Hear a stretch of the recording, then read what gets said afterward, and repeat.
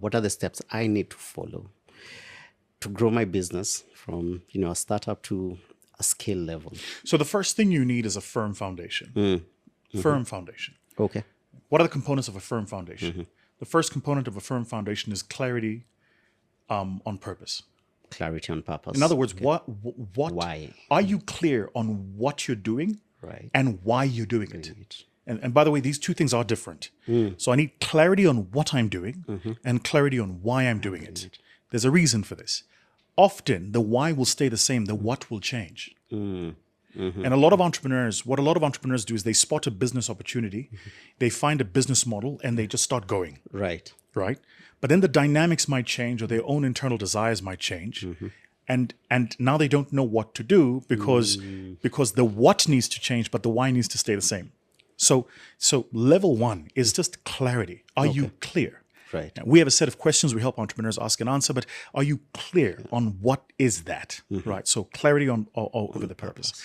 Right. The second part is a definition of what value is for you. Okay. The reason a lot of entrepreneurs find themselves having to change their story or their pitch decks when they're talking to other potential investors or accelerators is because you don't have clarity on how you've defined value. So what is true value for you, right?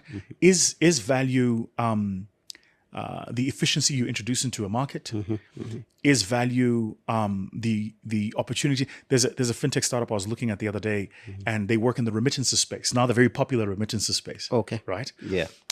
Every third founder you talk to is either in fintech and doing something to do with remittances. Yeah, that's true. But for them, the way that they have defined value isn't the amount of flows that they facilitate, although you would imagine this is one of the ways. It's the number of connections they build. In other words, it's not just how much flow is happening on their platform from one part of the world to the next part of the world, but it's how many people are using their platforms for those flows to take place. This is to say, they apportion the same amount of value to a flow of $10 as they do to a flow of $100. Right. For them, the fact that there are lanes of traffic is more important than how many cars are on the freeway. So you need clarity. Yeah. Second thing is you need to understand how do you define value. The third is you need to understand what your model is.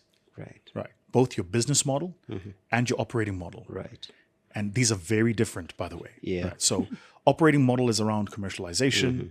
It's around route to market. It's around customer relationship management. Yeah. And it's around also ensuring that the costs to run your business are lower than the value that you're adding into the system. Okay. All of these are component parts of your business model. The operating model talks a lot more to the systems that you're going to use, the processes that you're going to use, the data that you're going to get from your customers, and the technology you're going to use to build each of these.